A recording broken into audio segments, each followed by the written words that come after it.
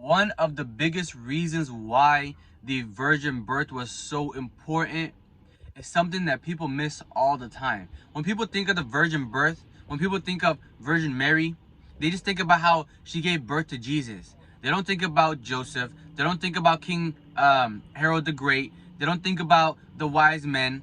They don't think about the times and the type of culture that they lived in.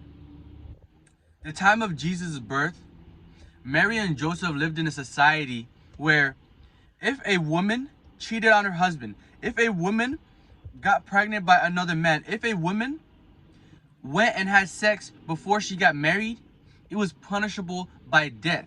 You and your family would be disowned. Okay? So before Mary came and told Joseph that, I'm pregnant with Jesus, she actually went to visit her cousin Elizabeth for 3 months. So Mary and Joseph are together. They're engaged.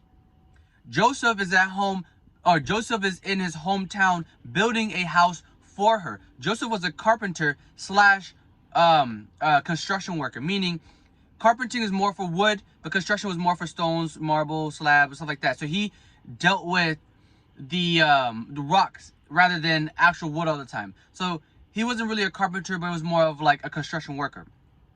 So Joseph is working on the house for him and his wife, or for him and his soon-to-be wife. She goes and visits her cousin for 3 months, and then she comes back.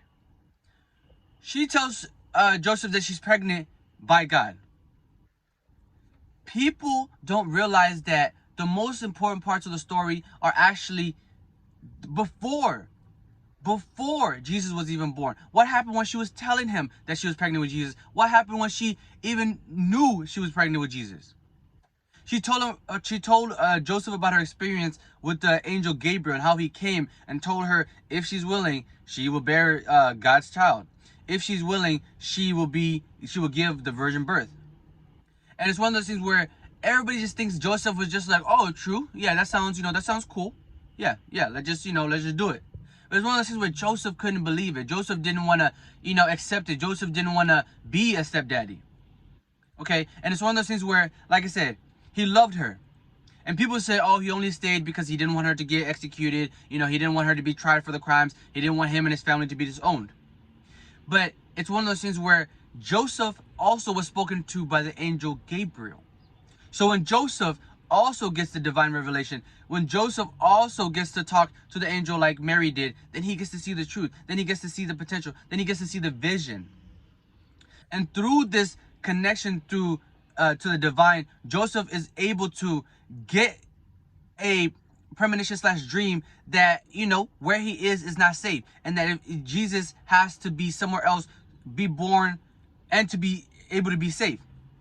So through these prophetic dreams, through these visions, Joseph goes to a different town. He goes to a different place. The king, Herod the Great, at the time, is one of the most ruthless Roman rulers at the time. Meaning, he didn't care about people.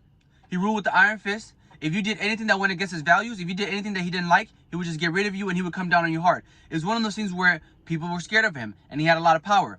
He killed his own wife and he killed his own kids to make sure that he kept that throne, to make sure that he kept the power. So this guy was ruthless.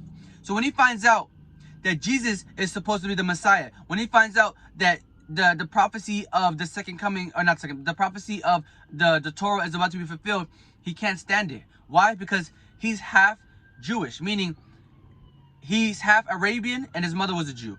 And with the fact that he wasn't a full Jew, was something that people would hold against him, meaning people would know the fact that he was ruling the Jews while not being a full Jew himself. So if there was a Messiah that came and he was a full Jew himself and he just happened to be the Messiah, people would let him rule. People would listen to him. People would give all the power to him. So it's one of those things where when it comes to the virgin birth, people tend to misunderstand how it works. Okay? People tend to forget that even when after Jesus was born, when the three wise men had the revelation, they used the stars to figure out where Jesus was. They go, even they met with King Herod. King Herod was trying to convince them to pretty much give them the location of the Messiah. So when they found out the Messiah, when they met Jesus, they brought him gifts. They pretty much left. They had to take the back roads. They had to take the back streets. They had to take the back trails to make sure that they escaped, because King Herod was gonna murder them. King Herod was gonna get rid of them. Okay, he was trying to get rid of Jesus. So Jesus had to flee. Mary had to flee. Joseph had to flee. So it's one of those things where the virgin birth was way more crazier than people make it seem. It wasn't just as simple as, oh, she just woke up one day and gave birth. It was way more interesting than people would think. Okay, so whenever you hear somebody talk about the virgin birth, you have to realize that there was a whole thing going on to it. The way Joseph felt, the way Mary felt, what was going on with the king, what was going on with the three wise men, how Jesus was born, what happened after he was born, how it affected everybody else. Okay, and like I said, if you found this video helpful, if you found it educational, give me a like, subscribe to the channel. I'll make a part 2. I'll tell you about what happened after Jesus was born and what happened to the king. Did he ever take over? You know, how did King Herod react? What happened to Mary? What happened to Joseph?